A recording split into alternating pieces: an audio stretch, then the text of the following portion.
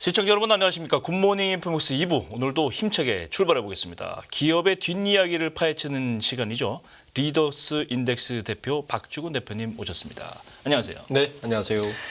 얘기 먼저 안 할 수가 없어요. 네. 어제 제게 최대 관심사죠. 삼성전자 이재용 회장 법원 판결부터 짚어보겠습니다. 네. 중앙지법이 이재용 회장의 제일모직 삼성물산의 부당합병 또 네. 이에 따른 경영권 불법 승계에 대해서 모두 무죄를 네. 선고했습니다. 삼성 입장에서 보면 이제 족쇄가 풀린 거예요. 풀렸죠. 예, 좀 설명 좀 해주시죠. 삼성 입장에서는 뭐 지금까지 계속 누누이 얘기했던 사법 리스크가 사실은 풀린 거고요. 예. 물론 2심, 3심 남을 수 있겠지만 이게 굉장히 오래된 사건입니다. 예. 기억해 보시면 삼성물산 제일모직 합병이 2015년 7월 17일에 있었습니다. 예. 네. 사실 그 전부터 시끄럽고 엘리엇 파동을 시끄러웠고요. 거의 10년 됐어요. 네. 그리고 나서 국정농단 사태가 있었고 네. 이제 그때부터 2017년 3월 달부터 금융감독원이 삼성바이오로직스 특별감사 착수를 했으니까 예. 한 7년 된 사건입니다. 그렇죠. 그리고 지난해 11월 달에 검찰이 징역 5년, 그다음에 벌금 5억을 이미 구형을 했고요. 했었죠. 예. 원래는 지난주 금요일 날, 그러니까 지지난주 금요일 날 네. 1심 판결 예상했었는데 일주일 늦춰졌습니다. 네. 그래서 어제 2월 5일 날 1심 선고가 난 건데 예. 검찰의 핵심 쟁점은 두 가지예요. 그러니까 첫 번째는 뭐냐면 이재용 회장이 최소 비용으로 네. 경영권 승계를 하기 위해서 그 목적으로 제일모직과 삼성물산을 흡수합병을 하는데 네. 부당하게 1대 0.35라는 비율로 그렇게 하면 가장 유리한 사람은 이재용 회장이다. 그러니까 이재용 회장 일가다. 그래서 삼성 미래전략실과 공모해서 네. 의도적으로 삼성물산 주가를 낮춘 것이 아니냐가 첫 번째 핵심 쟁점이었고. 그렇죠. 네. 두 번째 핵심 쟁점은 불법 경영권 승계 논란을 미연에 좀 차단하려고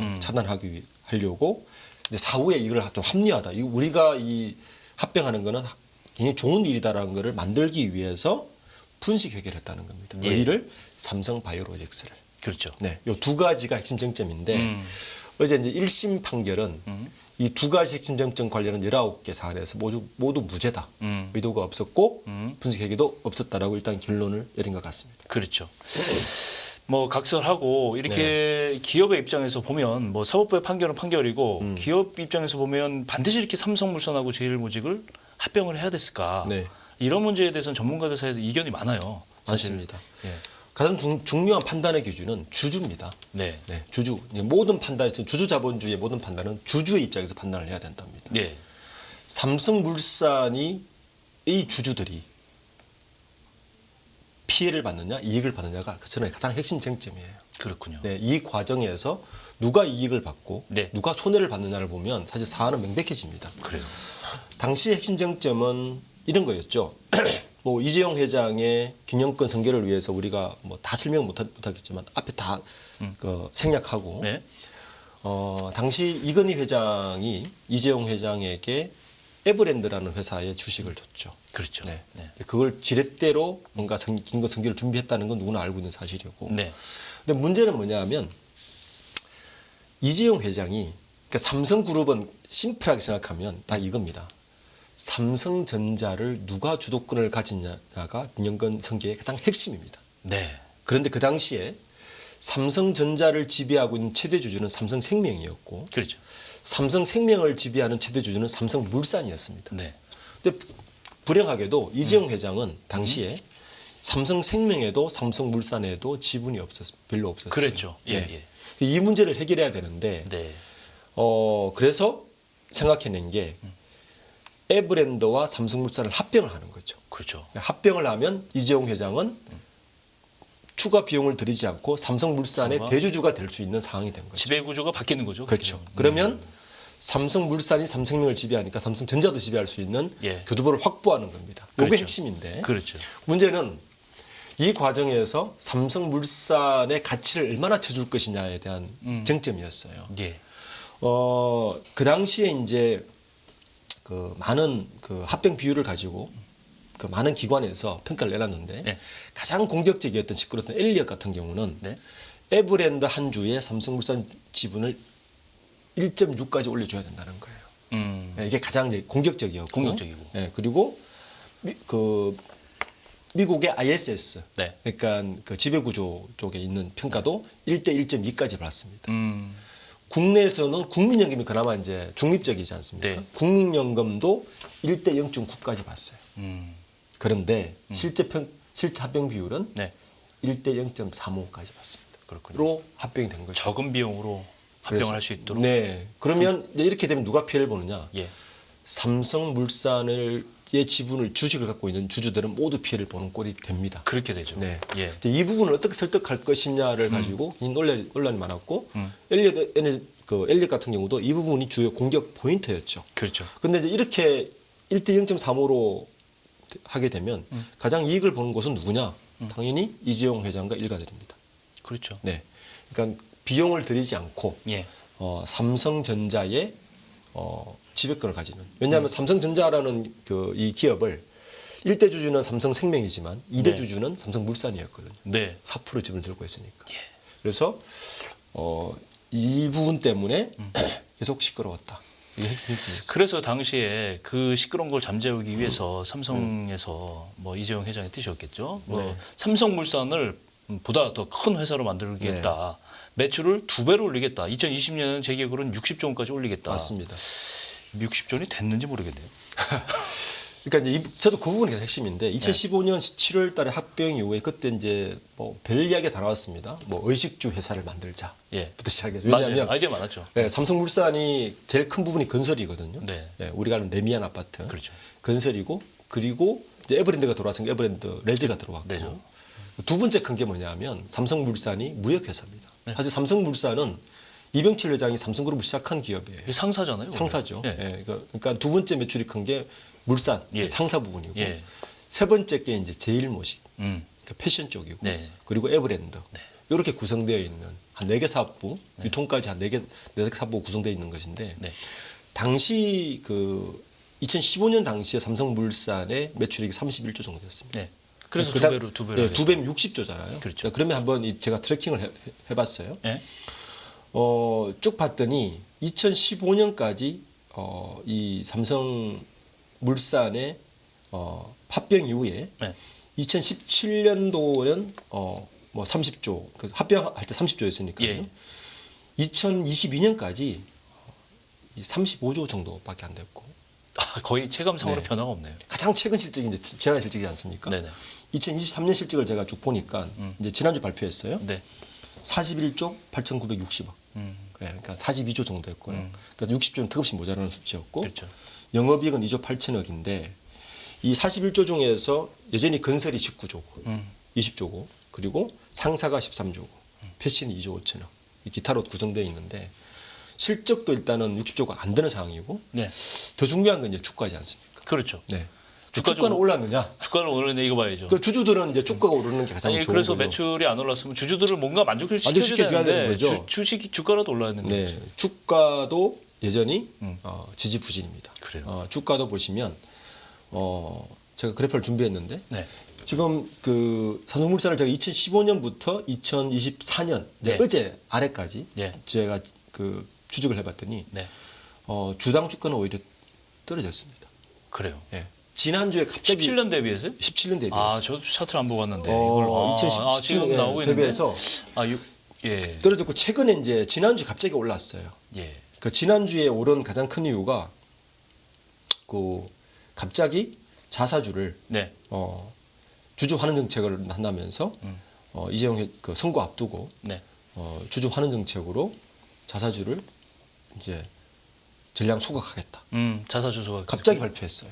예. 자사주 소각하면 주주 환원 정책이 되니까 주가 오르니까. 그렇죠. 그래서 주가가 갑자기 지난주에 급등했습니다. 예. 그래서 현재 주가가 한 14만 8천 정도, 14만 원 정도를 가고 있는데 어쨌든 전체적으로 보면 2015년 합병 당시에 워낙 긴급금 분쟁이 붙었으니까 주가 올랐겠죠. 그렇죠. 예, 그때가 비교하더라도 주가는 지지부진이다. 그러니까 약속했던 매출액 2배도 달성하지 못했고 주주들에게 환원을 하겠다는 주가도 역시 전혀 오른 것이 없었다. 그래서 어쨌든 2015년 팥병의 약속은 둘 다 지켜지지 못했다는 게 결론입니다. 주주들에 대한 어떤 배상 보상도 있었으면 네. 조금 이게 여론이 괜찮았지 그렇죠. 않았을까. 네. 그동안 좀 그런 생각도 해보는데 결국은 이렇게 선고가 났어요. 일단 네. 무죄로 났는데 그래도 많은 의혹이 있잖아요. 네. 삼성전 그래도 이제 법원에서 판결할 때는 다 뭐 논리라는 게 있는데 무죄 판결을 받게 된 가장 중요한 이유들 어떤 것들이 있습니까? 제가 사법부 판결문을 꼼꼼히 다 읽어보지는 못했지만 예. 가장 중요한 건 증거 불충분이었습니다. 증거. 예. 이 말은 증거 불충분이었다는 거는 뭐 여러 가지 이야기가 있죠. 뭐 저런 지금 보시면 19개가 다 무죄인데 네. 투자 위험 정보 은폐도 무죄, 합병 관련 허위 정보 유포도 무죄, 예. 인위적 주가 부양을 했다는 것도 무죄, 네. 일반 주주 상대 부정한 의뢰권 확보도 무죄, 무무상 배임, 외부 감사도 다 무죄인데 저는 검찰에서 네. 저 19개 관련 충분한 증거를 과연 제출했는가에 대해서 일단은 의구심이 있습니다. 네. 왜냐하면 이제 이게 사법부가 네. 그 이율 배반이 돼버렸거든요. 왜냐하면 그 이정 회장이 그 면죄부를 그러니까 사면을 받았지만 네. 이미 징역사를 하지 않았습니까? 그렇죠. 국정농단 사건. 국정농단들. 국정농단 사건에 뇌물죄가 이제 적용됐다는 건데 네. 뇌물죄의 핵심은 뇌물이라는 건 주고 받아야 되잖아요. 네. 말을 주고 경영권 보호를 받았다는 거잖아요. 그렇죠. 그걸로 이미 판결을 해놓고 판결을 하고 확정이 되고 되는데 그러니까 징역사를 하고 사면을 받았는데 예. 이게 다 무죄라면 앞에 감옥살이를 한 거는 모두 억울한 일이 되어버리는 거죠. 그러니까 스스로가 자기 부정을 하는 거죠. 자기 부정을 한 꼴이 된 거라서 굉장히 네. 씁쓸합니다. 어쨌든 무죄 판결을 받은 이유가 이제 법원에서는 뭐 다 이유가 있었을 거예요. 네, 뭐 어쨌든 판결은 존중합니다. 사법부의 예. 판결은 존중합니다. 네. 그럼 이제 그 다음에 문제인데 네. 이제 이 첫 번째는 저는 삼성물산 주주들에 대한 어떤 보상을 다시 한번 좀 생각을 해봐야 되고 주주환원 네. 정책을 좀 적극적으로 좀 해야 된다 생각하는데 네. 앞으로 이제 삼성전자의 경영 전략과 방향성 네. 이런 것들이 좀 구체화되고 바뀔 가능성도 있다 이런 생각이 들지 않을 수가 없어요. 제가 이제 지난주 금요일부터 뭐 어제까지 여러 외신들에게 그 질문을 받은 게 바로 그 부분이 가장 질문을 많이 받았거든요. 예. 뭐 이코노미스트도 같은 질문을 했고 사실은 블룸버그나 로이터도 같은 질문을 받았어요. 뭐 파이낸스 타임즈도 같은 질문을 했는데 네. 이제 그때까지만 해도 저는 뭐 최소 네. 최하 뭐 3년 징역에 5년 집행유예 판결 나오기 전이니까. 전이니까 정도를 예상을 하고 이제 네. 답변을 사실 했어요. 네. 무죄까지는 생각을 하지 않고. 네. 중요한 건 이거죠. 뭐 좋다 이거죠. 어째 사법부의 판결이니까. 중요한 건 지금부터 삼성물산의 주주들이 뭘 할 것이고 삼성전자나 삼성그룹의 어떤 이제 이 사법적 리스크를 해지를 했기 때문에 네. 어떻게 할 것이냐인데 저는 한 3가지 정도를 예상했습니다. 네. 만약에 이게 사법 리스크에서 좀 자유해진다면 예. 이재용 회장은 뭘 해야 되는가에 대해서 이제 3가지 정도를 예상했는데 첫 번째는 네. 현재 이 쟁점이 경영권이잖아요. 그렇죠. 경영권 승계에 관한 거에 대해서 문제가 있더라고 계속 검찰이 이야기를 했고 근데 사법부에서 면죄부를 준 거지 않습니까? 네. 자 그러면 이재용 회장은 삼성물산 제일모직 합병을 통해서 경영권 승계를 받은 것에 대한 당위성을 확보를 한 겁니다. 그렇죠. 네, 그죠? 저는 그게 가장 큰 이제 얻은 획득이라 보는데 네. 그러면 두 번째 걸 해야 되는 거죠. 네. 현재 삼성그룹의 지배 구조는 마지막 퍼즐이 아직 맞춰지지 않았습니다. 그렇죠. 네. 예. 그러니까 당위성을 그러니까 삼성물산을 통해서 경영권 승계 교도보 확보에 대해서 너 괜찮아. 정당성 정당성 확보했어. 확보한 거예요. 자 예. 그러면 그 다음 행보를 할 가능성이 되게 높다. 지배구조 개편과 관련된. 네. 현재 남은 퍼즐이 뭐냐 하면 아까 초대 말씀드렸지만 네. 삼성그룹의 지배 구조의 핵심은 네. 삼성전자를 어떻게 안정적으로 지키느냐, 삼성전자의 경영권을 확실하게 확보하느냐인데 네. 아직은 삼성전자의 경영권이 네. 완전히 안정되다고 볼 수는 없습니다. 삼성생명 때문에 이런 거 아닐까요? 맞습니다. 그렇죠. 삼성전자의 그 대주주가 삼성전자 생명이 7.2%를 가지고 있고 그러니까요. 물산이 5%를 가지고 있고 네. 그다음에 일가들이 가지고 있는 게 단데 네. 다 합치면 뭐 우호 지분이 그런 높진 않아요. 외국인 지분 워낙 많기 때문에. 예. 자 그런데 문제는 항상 이제 잠재적인 리스크가 이제 4월달 또 총선이 있지 않습니까? 네. 어떻게 될지는 모르겠지만 또 다시 예를 들어서 여소야대가 됐다. 그 삼성으로서는 굉장히 불안하죠. 그러냐 항상 가지고 있는 게 어떻게 금융회사가 일본 회사의 지분을 가지고 있느냐에 대한 보호법이 있거든요. 그렇죠. 자, 이게 되면 현재도 보호법을 제출한 박영진 의원이 제출한 법안을 보면 네. 3% 이상 못 가지게 돼 있어요. 그러니까 지금 7%대에서 3% 떨어지게 생겼어요. 예, 그럼 그럼 지배구조가 훨씬 4%가 약해지는 거죠. 3%를 제한 나머지 4% 이상은 사실은 매각해야 누군가를 매각을 해야 되는데 그렇죠. 그 당시 그래서 삼성바이오로직스를 키운 이유도 그래서 그때 일설이 이거였거든요. 자, 삼성바이오로직스의 대주주가 삼성물산이에요. 네. 예. 삼성물산이 어쨌든 삼성생명이 가지고 있는 삼성전자 지분 4% 정도를 확보를 해야 되는데 무슨 돈으로 확보할 거냐? 그렇지. 바이오로직스가 있습니다. 예. 바이오로직스의 지분을 네. 블록딜을 하고 하면 그걸 확보할 수 있는 자금을 확보가 되거든요. 예. 그래서 일단은 그 부분. 예.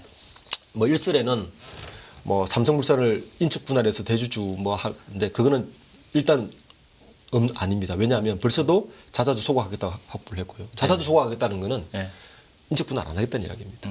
네. 그래서 이번에 그 준법감시위원회 3기가 또 공교롭게도 지난주에 발족을 했습니다. 예. 네. 김준일 발족을 했는데 거기서도 계속 이야기하는 게 지배구조 개편을 계속 이야기하고 있어서 첫 번째는 요 금융보험법이 통과되기 전에 이 잠재적 리스크를 네. 해소하는 일을 할 것이라고 저는 보고 있습니다. 그렇군요. 두 번째는 미전실 이야기예요.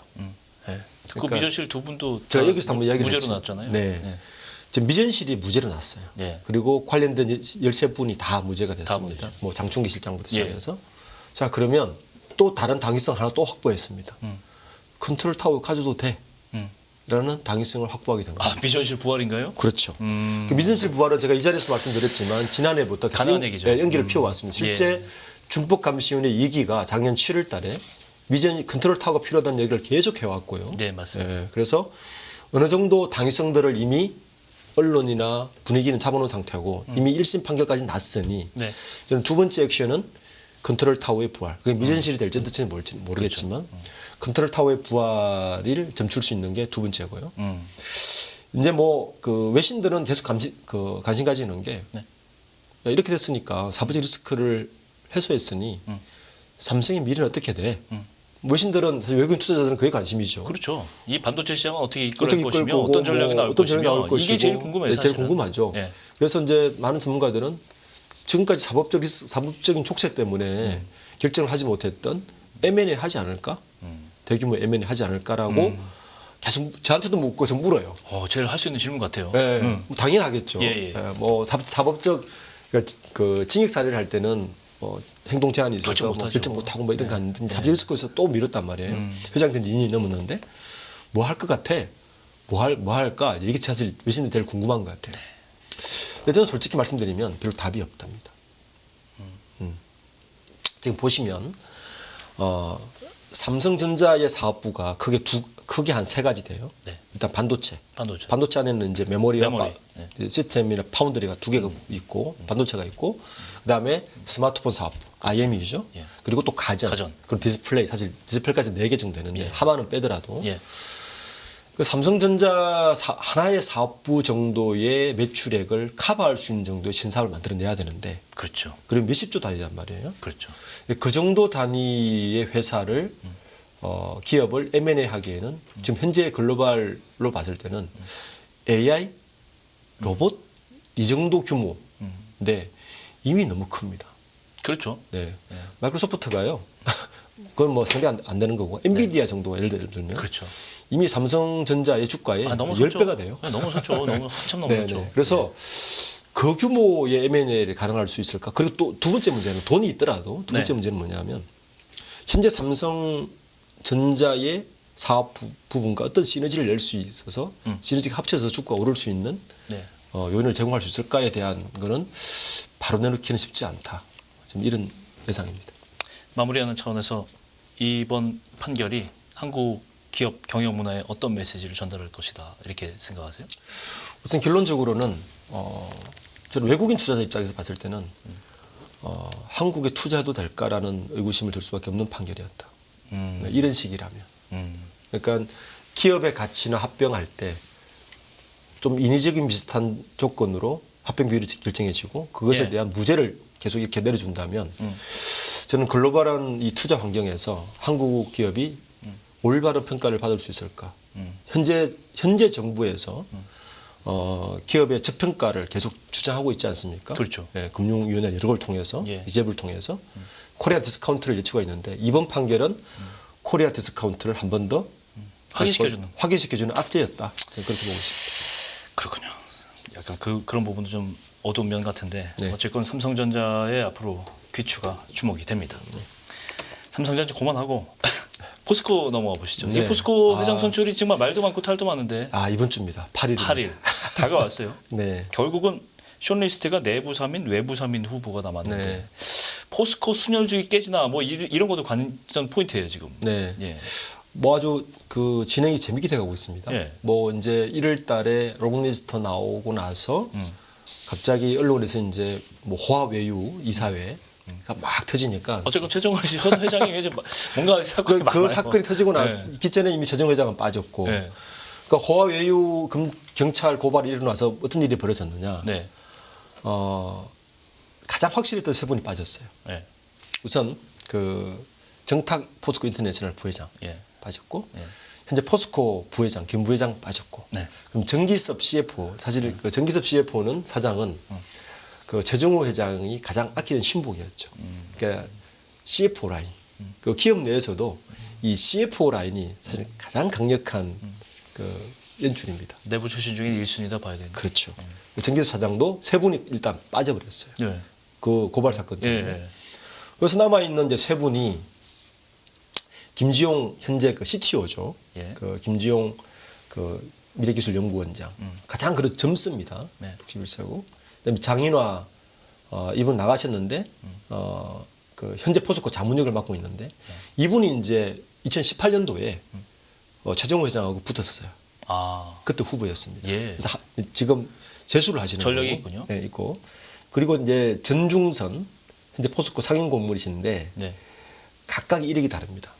이제 우선 그 김지용 사장을 좀 말씀드리면 포스코에는 성골과 진골이 있습니다. 네. 네. 모르시죠? 공채로 들어오면 성공 아닐까요? 아닙니다. 서울대 금속공학과 출신의 엔지니어로 선생님 올라가면 그렇게까지요? 성골이 됩니다. 네. 이제 왜냐하면 포스코가 역대 회장들 중에 서울대 금속과 출신이 제일 많고 그렇군요. 뭐 내부에서도 서울대 금속공학과 학위 아주 대단합니다. 예. 그래서 보통 내부에서 그렇게 부르는데 예. 이제 김지용 CTO가 성골 출신입니다. 그렇군요. 네. 거기에다가 이분이 광양제철소장도 했지만 그다음에 이 세 분 중에는 그나마 이 CTO를 하셨기 때문에 현재도 2차 전지 쪽에 가장 능통합니다. 네. 그러니까 그 제철도 확실히 기술적으로 가지고 있고 그렇죠. 그러니까 현재 그 잠재적 성장 동력이 2차 전지 쪽에서도 사실 진두지휘 했었고 이끌었습니다. 포스코홀딩스 현재 맡고 계시니까 굉장히 뭐 주가 띄우는데도 그렇죠. 굉장히 그래서 공헌하셨네요. 네. 그리고 장인화 그 이 자문역은 예. 재무 마케팅에 능통하십니다. 예. 예. 원래 신사업 쪽을 담당하셨고 있을 때 예. 재무와 마케팅. 그러니까 조선공학을 나오셨잖아요. 네. 그러니까 철강, 신산업, 재무 마케팅 다 그쳤죠. 그러니까 회장의 욕심이 나죠. 그렇죠. 예. 그래서 재수를 하시는 거고. 예. 그리고 전중선 현재 상임 고문 같은 경우는 이분은 이제 고려대 법학과를 나오셨는데 전략통일이십니다. 그리고 그 이전 보면 경영정보팀장이었고 예. 석탄 구매 그룹장, 그러니까 전략통일이라서 예. 저는 만약에 이 세 분 중에 한 분이라면 나이로 봤을 때나 김종산이 일단 유력, 세 분 중에 한 분은 예. 유력이고, 자 이제 외부 출신이 네. 세 분 계시다 그랬죠. 네. 그 전에 외부 출신은 딱 한 분 계셨습니다. 네. 김만재 회장. 아, 그래요. 네. 그러니까 30년 만에 저 외부 출신 등록되는 거예요. 그렇군요. 이분들면. 예. 그럼 나머지는 다 내부 출신이 됐다는 얘기예요? 네, 내부 출신이었습니다. 네. 그러니까 대단하네요. 포스코의 순혈전이 굉장히 강합니다. 진짜 강하네요. 네. 그러니까 그 박태준 회장 이후에 네. 외부 출신은 딱 한 분 회장. 그러니까 이번에 만약에 외부 출신이 들어온다면 포스코도 역사에 따면 이례적인 일이네. 그렇게 되는 거죠. 네. 현재 그래서 외부 출신도 좀 세 분이 숏리스트 올라오셨는데 뭐 워낙 유명하신 분이죠. 권영수. 권영수. 회장. 예. 뭐 이분의 이력은 뭐 굳이 설명을 드리지 않아도 알겠지만 유명한 분이죠. 뭐 저는 개인적으로 겪은 분이라서 이분은 전략통의 CFO입니다. 그러니까 재무 쪽에 아주 강하시고 네. 기업 구조 개선, 기업 구조 조정에 능통하신 분입니다. 예. 거기에다가 LG 엔솔 부회장을 맡으면서 네. 마케팅 분야까지 이분이 이제 해외 기업을 맡은 게 LG 필립스 LCD CEO를 예, 했었거든요. 예. LCD 쪽에 계셨고 그다음에 LG 화학의 CFO를 하시면서 LG 엔솔의 기반을 다지다가 그리고 딴 데 계시다가 LG 엔솔을 다시 지붕을 잡으면서 LG 엔솔을 키웠는데 예. 이제 외부 출신 중에서는 그나마 잠재적 성장 동력을 가장 이끌 수 있지 않을까라는 평을 받는 게 바로 그 이유 때문입니다. 그래서 네. 지금 이 외부 출신 중에서는 가장 강력한 예. 후보가 될 것 같고 김동섭 그 한국석유공사 사장은 민간 석유 전문가죠. 네. 예, 석유 전문가라서 SK 이노베이션 CTO를 하셨지만 이분이 그 아까 장인화 자문역하고 네. 서울대 조선공학과 1년 선후배입니다. 그러네요. 네, 예. 선후배라서 예. 뭐 어쨌든 하셨고 우유철 부회장도 유명하시죠. 네. 그, 그렇죠. 예. 예, 우리 그 정몽구 회장이 네. 항상 밀크스틸이라고 성함 때문에. 네, 밀크스틸이라고 예. 예, 별명까지 붙여주시고 예. 현대제철을 초반부터 기반을 닦으시고 뭐 조선 그 이분도 이제 조선공학과 출신이에요. 그러네요. 그러니까 김동섭, 우유철, 장인화 세 이 분이 세 분이 뭐, 예. 조선공학과 서울 조선공학과 선후배가 1, 2년 선후배입니다. 그렇겠네. 근데 단점이 있죠. 이 경쟁사 출신이라는 거. 그렇죠. 예, 물론 현대제철 이번에 사임하셨지만 그 전에 CEO도 포스코 사장을 하시다 가신 한동철 사장이었어요. 맞아요. 예, 그러니까 그렇게 올 수는 있지만 이 전체적으로 놓고 보면 내부에서는 저는 김지용 현재 CTO가 강력한 후보. 그리고 외부에서는 역시 뭐 자평, 타평, 권영수 부회장이 강력한 후보. 이렇게 해서 8일 날 결정될 것 같습니다. 포스코의 그 사실은 뭐 기업적으로 보면 정치적인 문제인데 네. 회장 뽑는 게 사실은 국민적인 관심은 그거보다 지금 포스코라는 게 거대한 국가 기관 산업의 발전 앞으로 비전을 제시하고 네. 어떤 구조를 갖고 가야지 이 철강 산업을 세계 1위의 산업으로 다시 끌어올릴 수 있냐 이건데 네. 숙제가 많아요 사실은. 맞습니다. 이 작년에는 사실은 이 포스코 그 케미칼 그러니까 포스코 그 2차 전지 때문에 예. 포스코 퓨처엠이 됐죠. 예. 포스코 퓨처엠의 주가 네. 2차 전지가 광풍이 불면서 그렇죠. 그 주가 때문에 포스코 홀딩스 주가가 같이 홀딩스 주가가 많이 오르면서 올랐잖아요. 포스코 계열사들 주가 다 오르면서 예. 사실 많은 것이 묻혔죠. 네. 그래서 그 거품이 쫙 빠지고 나니까 네. 실적이 눈에 보이기 시작합니다. 그렇죠. 네. 현재 일단 어쨌든 포스코는 아직까지 그 최정우 회장이 뭐 6년간 뭐 탈스틸 를 통해서 그러니까 매출 포트폴리오를 다양하게 구성을 했지만 예. 여전히 근간은 철강입니다. 그렇죠. 근데 요즘 철강이 만만치가 않습니다. 예. 일단 중국의 지고요. 네. 일본이 UST를 인수했지 않습니까? 그렇죠. 신일철에. 예, 신일철. 이게 만만치 않은 국제적 환경 변화예요. 그렇군요. 예. 그래서 중국은 가격으로 치고 일본은 품질로 밀고 있는 이런 형국입니다. 네. 그래서 지금 원래 사실은 어닝 쇼크를 했는데요. 그렇죠. 일단 매출액도 줄었어요. 매출액이 줄고 많이 줄었죠. 영업이익도 줄었습니다. 그래서 영업이익률도 줄어서 지금 포스코 내부에서는 일단 철강의 경쟁력 확보 일단 시급한 문제입니다. 네. 그러니까 그러면서 미래 성장 동력도 같이 일으킬 수 있는 사람이 필요한 거예요. 네. 그래서 외부 출신에 대해서 약간 포스코 내부에서는 의구심을 표하는 게 아니 새로 신흥 오시면 철강을 전혀 모르시는 분이 공부하다가 3년을 다 보내실 텐데 어떻게 할 거냐는 게 가장 우려스러운 시선입니다. 아니 그동안 철강 많이 아시는 분들이 한 결과 아니에요, 저? 그렇죠. 그래서 일단 첫 번째 과제는 지금 포스코가 뭐 안팎으로 굉장히 시달리고 있습니다. 예. 내부 조직 추스리기가 첫 번째인 것 같고요. 예. 그리고 그 윤석열 정부 출범 이후에 최정우 회장이 한 분도 초대받지 못했습니다. 예, 그건 뭐 우리가 좀 알죠. 그렇죠. 예. 그래서 이런 부분들, 그러니까 내부적으로는 조직을 좀 어떻게 추스리고 대외적으로 어떻게 정부 간의 관계를 잘 이끌어갈 수 있는 분이 오실까가 지금 첫 번째 과제라고 봅니다. 예. 왜냐하면 이 철강 산업이라는 게 내부만 잘해도 중요하지만 사실은 산업 정책까지 밀접한 관계를 가지고 있기 때문에 역시 두 번째는 제가 방금 말씀드렸듯이 철강 본연의 산업의 경쟁력을 어떻게 높일 것인가 과제입니다. 그렇죠. 예. 중국에 지금 지고 있고 일본이 UST를 인수하면서 지금 강력하게 좀 부상하고 있기 때문에 요즘 일본의 부상이 무섭습니다. 사실 우리의 긴장은 일본인데 예. 요거 어떻게 해결할 것인가. 요게 중요한 과제고요. 그러면서 이 철강 기존의 매출을 확보하면서 주춤하는 미래성장 동력. 현재 뭐 전기차 시장이 네. 어쨌든 미래 먹거리 되는데 그렇죠. 포스코가 그나마 잘 짰어요. 왜냐면 원재료부터 알파부터 오메가까지 전부 다 가지고 있는 밸류 체인을 풀 밸류 체인을 확보하면서 아이템 잘 고른 것 같아요. 네, 경쟁력은 확보했는데 네. 이거 어떻게 점프업하고 더 가질지 요 세 가지 문제를 풀어내는 게 8일날 발표되는 회장의 숙제인 것 같습니다. 어쨌든 8일날 이제 뭐 이틀 남았는데 네. 국민연금이 지금 포스코 최대 주주 아니에요? 네. 6.7%? 네. 정확하게 6.71%인데 네. 국민연금이 이 회장 선출에 입김을 좀 낼는지 그것도 문제인데. 저는 이미 입김을 많이 냈다고 봅니다. 그래요. 네. 이제 롱리스트 나오기 전에 이미 후추위에 대해서 한 번 더 이야기를 했죠. 네. 아니 어떻게 내부 사람이지 않느냐 사회이사들 당신들이 뽑았으니 내부 사람들 가지고 너희들끼리 이렇게 내부 사람들끼리 후추위 만들고 뽑고 하면 자기 팔 자기가 넣는 건데 그거 공정해?라고 이미 한번 던졌죠. 그렇군요. 네, 그리고 나서 후추위가 여러 가지 또 방안을 내놓고 예. 그리고 나서 이제 경찰 고발이 이루어졌고 예. 저는 이미 국민연금을 한번 던졌기 때문에 그래서 내부에 정탁 부회장이나 김 부회장님이나 정기섭 사장은 다 숏리스트에 들어가지 못했습니다. 그런 거죠. 물론 이제 이 현재 올라와 있는 이 세 분도 네. 김지용 사장이나 이런 분도 네. 자유로울 수는 없을 것 같아요. 그렇죠. 국민연금이 계속 저렇게 있는 이상. 예. 그래서 그 부분은 이미 던진 거고, 여기서 한 걸음 더 만약 국민연금이 간섭을 한다면 저는 약간 우리 이론에 반박도 있을 것 같다. 이미 1차 이미 다 걸렸기 때문에. 일단은 최종 후보가 선정되고 나면 네. 거기서부터는 좀 지원을 해야 되는 것이 아닌가. 그렇지 않으면 작년에 캐티콜 난다. 예, 한 8개월간 공백 상태가 할 수 있다. 그렇죠. 예, 좀 중요한 시기거든요. 예. 그런 좀 방지해야 되는 게 아니냐라는 생각입니다. 그렇군요.